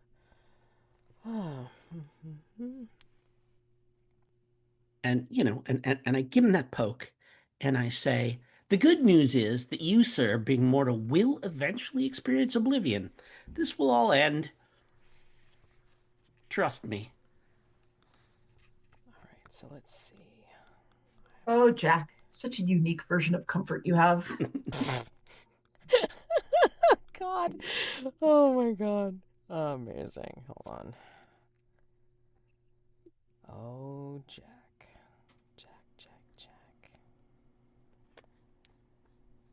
I think when you hit him, and especially because the King in Shadows is now in play. And you have the Cosmic Passage marked, which is so beautiful. Yeah. You have a vision. Oh, I'm You open to basically, this stuff. you're- Absolutely, yeah. You make as if you're gonna bop him on the nose, Yep. but then your fist goes through his sock and buskin face Okay. and goes like it's like his face sinks into like scoops into a void, like as it becomes incredibly malleable and like kind of like it almost like sucks your hand in and disappears into his face. And as this happens, you get thrown into a vision where you see part of the performance of the King in Shadows at the end. And you realize that it ends in tragedy. Like as you get thrust into his face, which throws you onto the stage as you're watching the end of the performance. And the end of the performance shows you that the leading lady is stabbed in the heart with a ritual dagger as the curtain falls. And you are witness to this as everyone screams and gasps. And that is your clue as you fall into this vision, Jack. I think, Dr. Whitford, as you watch Jack do this, it's almost like it goes into slow motion. You see Jack try to take the shot. Dr. Walters screams out, "What are you doing?" And as Jack sinks his fist into Larkin Creel's face, Jack is absorbed into Larkin Creel for half a mo. Completely, like Jack is just vanished and there is now. Yeah. Okay. Like, and then like, basically you see now like Larkin Creel has turned towards you, laughing and wailing with his like full-on gaze with both faces at you, and then just, "You see it now? You see it now? The dramatic irony." And that's where we're gonna leave off for right now as we take a 5-minute break. So we're going to cut back, and I'm going to do a Mask of the Past. Says the narrate a flashback that shows your friendship with the explorer. What kind of relationship was it? Parent and child, teacher and pupil, master or servant? Question marks. When I say she put me to work, that's a bit of a falsehood at first. She mainly had me follow her around and learn. After a while, I learned how she moved. I carried her things around when she wouldn't. I picked up things after her that she would leave behind. She never tasked me with anything directly, only would glare at me when she needed me to do something, and I'd have to kind of figure it out as we went along. She wasn't a warm person, mind you, but she noticed things, like the small limp I had, for example. One day, she had her doctor come and check on me. The next day, I was provided with a new pair of shoes and was told that it would help correct an imbalance in my stride. I said, "Thank you, Lady Ross Carter," just as all the other people did. And she turned slowly and crouched down beside me, and she said, "You may simply call me Rosamond." One evening, as we were standing there, she was studying her maps, her giant maps all over her tables. She was drawing lines with a pencil, and she had her compass out and measuring things. She noted a little spot that was blank on the map, and she tapped it with her pencil. She says, "That, that right there is where we drill next," tapping on the map. And I noticed she said "we." That was quite heartfelt, surprisingly. And then one day she gave me a new dress, one that was the best I've ever had. And it was so nice, I was worried about getting it dirty. And then we see Lady Ross Carter searching through the closet of dresses from the costumes, and we pull back and we see that she's still in the antique house. And she says, "These are quite nice dresses you have here."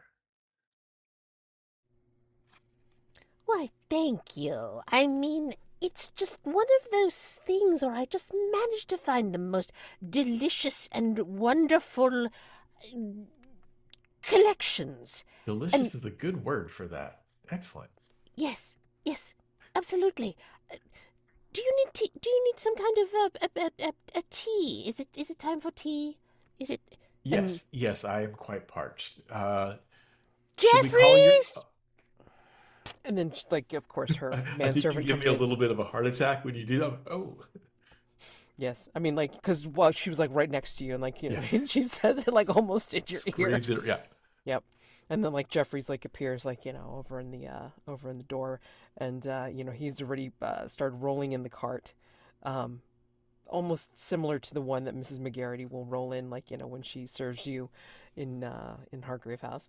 But yeah, I mean, like, he's already got, like, you know, the full on cake, and, like, you know, the little biscuits and all this kind of stuff, and then he's got the full tea service ready to go.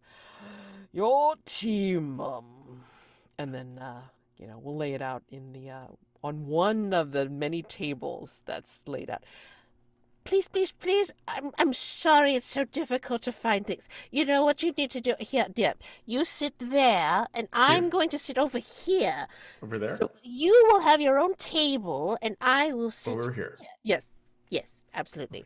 So she puts you in a hideous chair that is covered in the weirdest fur ever, and your table has this design on it that looks like it's a map of something that does not exist, right? And Yes. it's just enough to be able to hold your cake, your teacup, and like another bun or something like that, like on a different plate. And then hers is a slightly bigger, different map or a different design on it. And then her chair has like a strange shaped back, right? It kind of gives you the impression of like some kind of animal head. Yeah, it's weird. I told you, bric-a-brac. And yeah, I think she's chattering to you quite animatedly as she's describing her collection, and, like, you know, she's answering your question about the costumes and the history and da da da da da. And I think as you're looking around and enjoying the repast that she's sharing with you, I think you notice that amidst this bric-a-brac, all of the junk and all of the hideous expensive things that she has, I think stacked amongst something that looks like it could be an art installation, but it's also a mess, and it's also stuff that looks like it hasn't been actually cataloged yet, right? You see a box of theatrical costumes, right? But the problem is, not only is this kind of jumbled in as part of something that looks deliberate and yet not, but you notice that the theatrical costumes are also blood-stained. Could these? Would it seem like these have been used recently? Like they're probably not in their correct place. Hold on. Is that the kind of implication? It says an unusual place, so I will let you guys cool. contextualize that any way you like. I'm not Copy. gonna lead Yep. the question or whatever. And then the other part that you get as you look around, I don't know if you call attention to this or what have you, she will call attention to. Oh, and this is interesting too. One of the things that I had also gathered was this particular beautiful manuscript. It was signed. Oh, look at this. This is from a actor, which, if I told you the name, I think you would recognize the scandal it's associated with. And Then she'll kind of show you the manuscript. It's a play that was written, like, you know, maybe 20 years ago or something like that was very popular at some point. And it was also signed by some actor whose signature you cannot read. Sure. And she keeps teasing about how popular this guy was. and it says there's a particular phrase that she points out because it's like it's dog-eared and everything like that, and it's been not highlighted. What's am I trying to say? It's been red inked. It's been like, gone over with like with red ink, like underlining it and all this kind of stuff.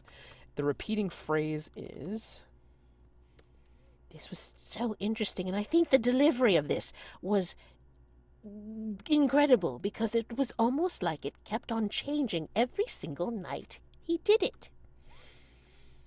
Life imitates art, imitates Never seen the life. same play twice, as they say. No, absolutely not, but something about the delivery was just consistently inconsistent. Or inconsistently consistent. Something. Yes, It was quite. I understand. yes, whoops, didn't mean to check that. But yeah, that's the second clue. Excellent. And she's so enthused, and she's very happy that you've stopped by. More cake. Well, I say I've had enough cake, but should we have the opportunity, do you fancy a show? Of course. Always. I will send you an invite if there's a performance coming to town, and I think we are going to get tickets, and it will be delightful. I enjoy tickets. Please, please do. And do not be a stranger, Ross Carter. Well, Goodness. don't be such a shut-in and get out and come join us at the club every once in a while. I would, except, well, But what? they consider me eccentric. Well, you'll just have to go and prove them right. Yes, I will. I will. Please, join me again for tea and cake. And then Jeffries, and then she will she will call for Jeffries again to make sure that you have your your accoutrements, your jacket, if you came in with a walking stick and all that kind of stuff, and then she'll fritter around you until she makes sure that you're safely ensconced in a carriage and such, getting ready to leave. So considering the time, we will close out of this particular day phase. Again, given the time, I don't want to keep anybody too late, so I don't know if you wanted to wait until next time to enjoy dusk phase and then pick out one of the threats to answer a question, or did you want to do that now and then just forego or stay a little bit later to do some stars and wishes? What did you want to do? I just want to say we left Larrabee and the actress with like shadows swirling around behind her, and we didn't conclude that scene. And I think yeah, yeah, both of them are like at 7s. I mean, we could just pick up there. That's a good cliffhanger. we could just end that as a cliffhanger and just like make a note and pick it up there with the end and like finish up the day phase next time. Yeah. Yeah. I'm totally amenable to that. Let's do that. Yeah. Okay, so that's cool. All right, cool. So figure those out. Yeah, pointing to that. So Lady Ross Carter finished her Mask of the Past. Dr. Whitford still owes me Mask of the Past and the Legs memory, and we will pick up at the 7s for next time. So, yeah, stars and wishes to wrap up this session. Things that you liked about gameplay, roleplay each other, and then wishes are what you'd like to see for next time or the future. Yeah. Do we want to start from the left to right or right to left? Who's who's ready to go? I mean, I've got some stuff written down, so why don't we go right to left tonight? Okay. We'll do it that way. So, Okay. let me see here. Kim, I wrote down the sentence, did the spirits tell you? Like very clear, like without knowing anything about that chick. Like you told us everything we needed to know about her and their relationship and all that kind of stuff. Just in that one sentence, that was like just the economy of storytelling in that one sentence was delightful and gave me a total idea of what was going on with the two of them and stuff like that. And I really thought that was neat. I just, in general, I really loved that whole dining room scene and the little tableau that we had there and stuff like that. And then from there, certainly Kim, the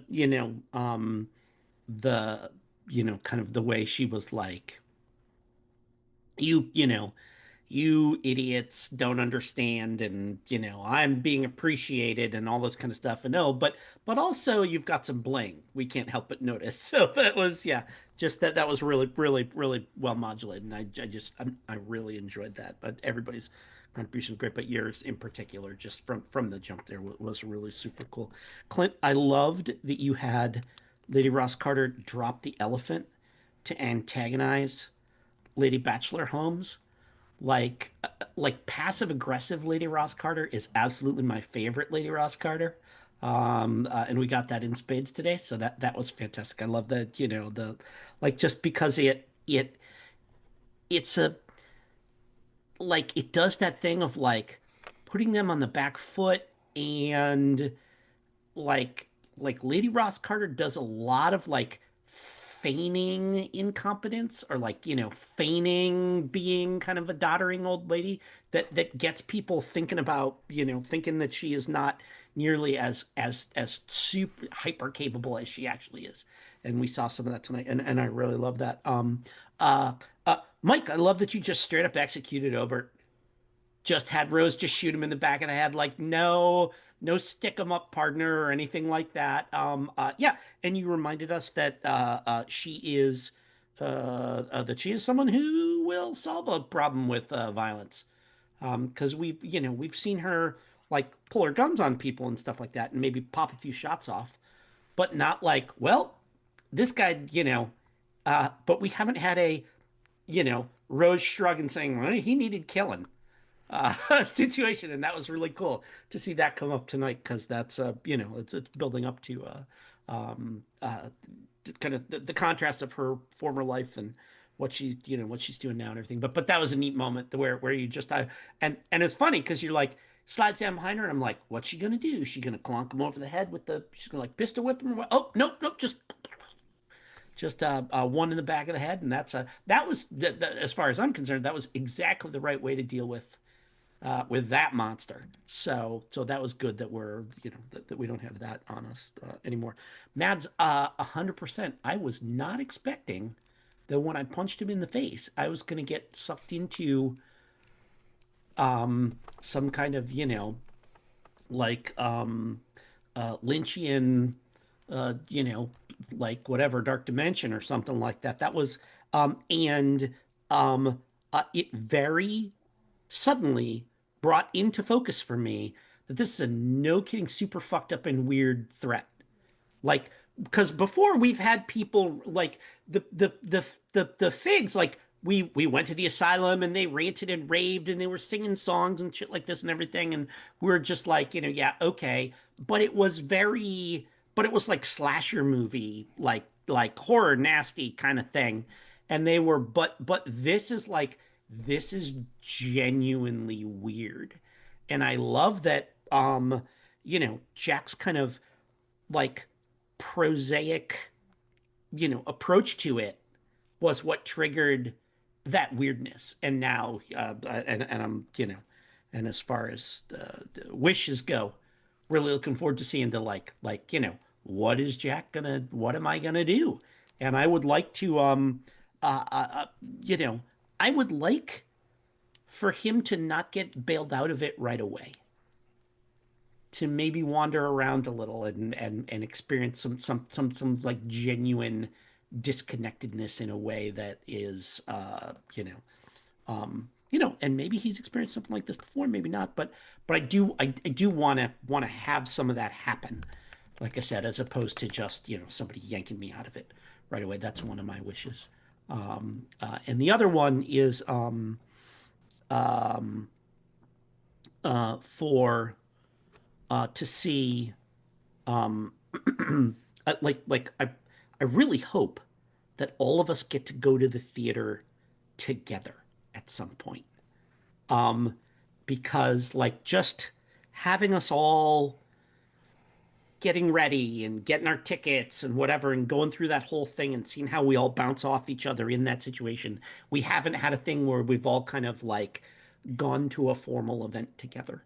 or whatever, been in a place that has rules that we all got to figure out how we're going to navigate and who's going to sit next to each other and all this kind of stuff. And I hope we get a chance to do something like that with this threat. I'll go next. Everything about the Hellhound. First off, that was just a beautiful, and then like just sitting down to eat dinner again. Also, Clint miming sitting in the fur chair for some reason was the funniest thing I've seen in days. Let's see. Jim, I forget exactly what you said, but the whole not to praise but to bury paraphrase was also very nice. Clint snapping your ankle before the queen. Mike, pretty much what Jim said, just like, I have judge, jury, executioner is my note. Just like, well, this person needs killing and I have no like hesitation. What else? Lady Ross Cotter, I don't need a card. Like everyone knows I'm coming. Also, I don't know if it's the same passive aggressive, but it's very like, I'm in charge of the world. Mads, everything about leading up to us narrating our dreams, the demanding, the clapping, the voice. Yeah, you give me chills at least like 3 times every session, like goosebumps, but they don't show up on camera. Wishes, I still want all of us to go to tea sometime. I want to take tea with Lady Sarah, and not to like stomp on your you want to be lost for a while, but like the idea of Elinor rescuing Jack from something rather than Jack rescuing Elinor is super delicious to me. Yeah, I think that's it for me. Excellent. The whole playing 3 different parts at the beginning where we had our actual characters at a table, this flashback at the table, and then the flashback again with the theater was really fun and really hard to kind of fully track. Uh, I I dare someone to say we played it wrong. I thought it was great. Um, Wish to that. I want to play that type of thing again. That was interesting. There's something there with those different layers. Okay. Uh, Jim, when your dream where you're like again and then state your name, like that audition moment was delightful. And same to Kim, like with your dream, the like you made Dr. Whitford seem so belittled and self-conscious, and yeah, it was really great. And Mads, great choice to do this King in Shadows after we had just spent the day in the theater. It's kind of like that's a perfect little segue. Uh, and Mike, I'm really excited about what's going to happen to you, to Larrabee with this swirling shadows and everything in this old past theater. So it's a star slash wish for next week to see what's going on there.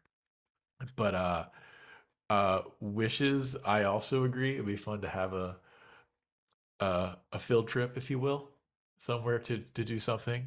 And the funny bit about the asking me if I had a card, there was a moment where I think that was actually Lady Ross Carter being offended at Mads.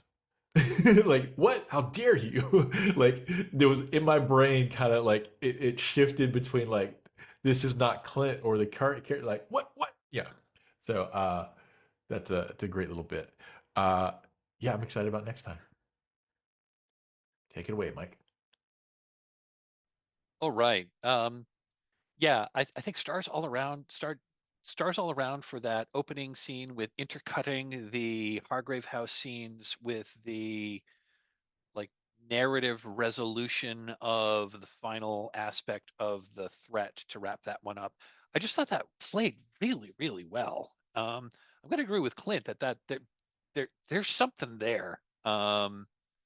With the with the multi-layered of storytelling that's happening simultaneously with the intercuts and the and the flashbacks and the like a flashback and like like 2 layers of flashbacks.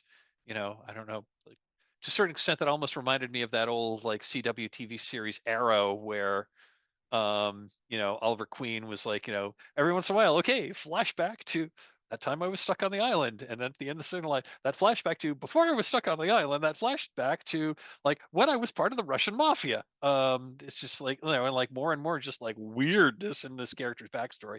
I just thought that was just really, I just thought the way we structured that was really, really fun. And if that wasn't in the rules, well, I don't know. I think we're onto something here. I think that just went really well. And how we played that, and how everyone like added stuff to the story. I just thought it worked out super duper well. That was just really, really a lot of fun. Um, Specifically calling out that Clint having having Lady Ross Carter shout fire in the crowded theater as the trigger. That was amazing. Jim, the opening with surprising surprising Fig by you posing as the opera singer and you turning around and you're like wearing a blonde wig and it was a Victrola playing the This is my Bugs Bunny moment. Yeah. yeah, exactly. Yeah, that was just phenomenal. Um Also, the whole dream sequence stuff was just really, really cool. The way that it opened. And Kim, I particularly like your character's story. I think that gave us quite an insight into your character.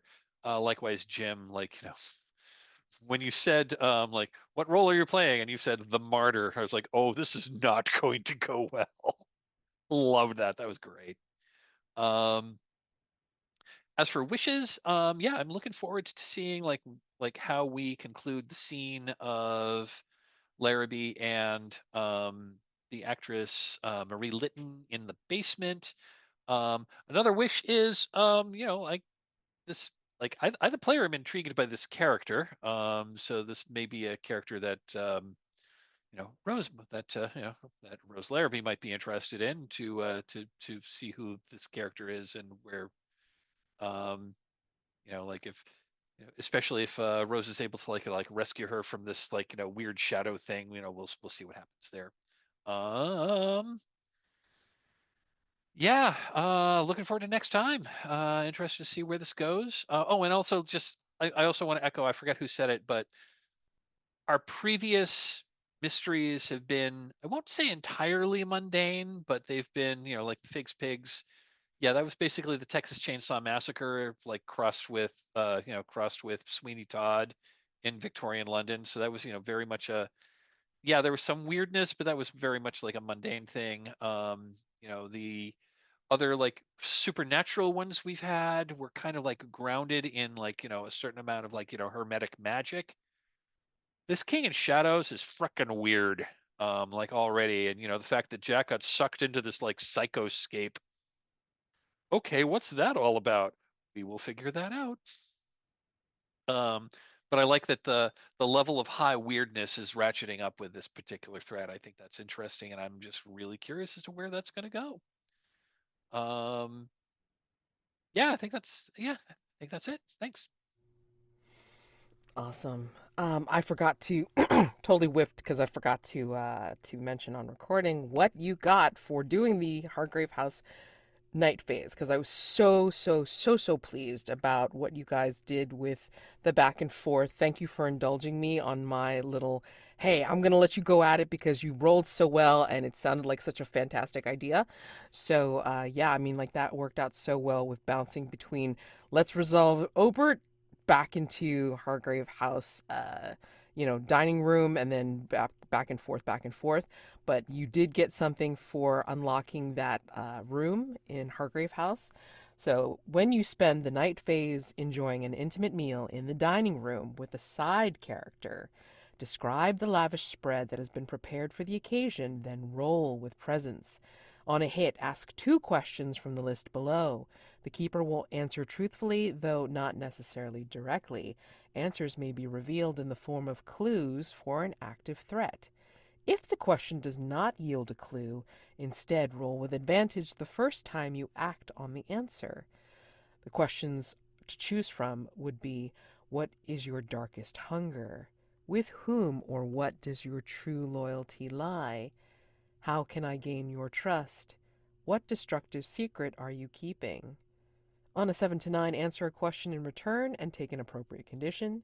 On a miss, you are dangerously exposed. Answer a question from the list, keeper's choice, truthfully and completely, and the keeper will tell you how your answer makes you vulnerable to immediate threat.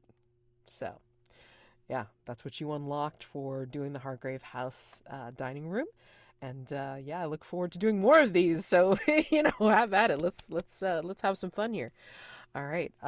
Yeah, I mean, I totally enjoyed everything that you guys narrated for the dining room, for the resolution. I mean, like, I was surprised at the twists and turns it kept on taking between Jack's surprise reveal and to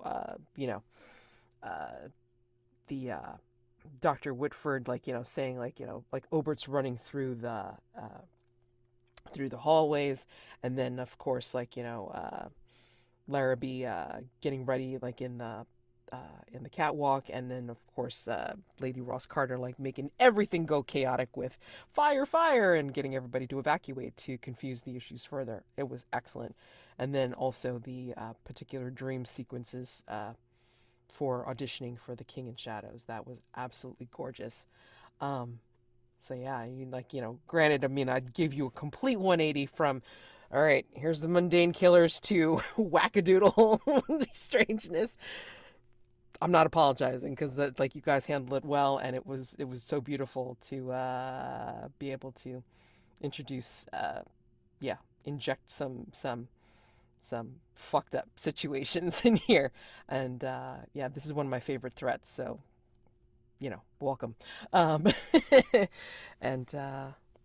yeah, I mean, like all the stars are really mentioned already. I just wanted to give some general ones because I mean, you guys did so well for all of it, for the night phase going into day, and yeah, I look forward to seeing what I come up with. I'm kind of glad that I have a little bit of an opportunity to figure out what will happen with Larrabee and then with Jack and Whitford.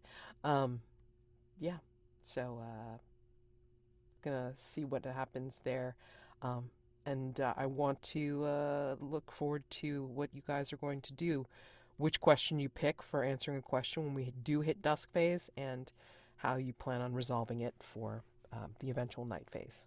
Alrighty, so we have some mask, a move, and then resolving some of those sevens, some of those rolls for next time. Okay, and yes, we will hopefully get to tea with whomever is going to be going up for tea. That is my wish as well. I'm really trying. We just keep running out of time. I believe. I'm not saying. I'm just saying we just keep on getting involved in other stuff. I mean, it will happen. It's just when? Who the hell knows? So it will happen eventually. You guys are just going along your usual thing. So I'll spring it on the least unexpected moment. We'll see how this goes. Thank you all so much for dealing with my bullshit.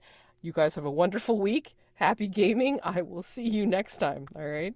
Thank you so much. Good night, everybody. Good night.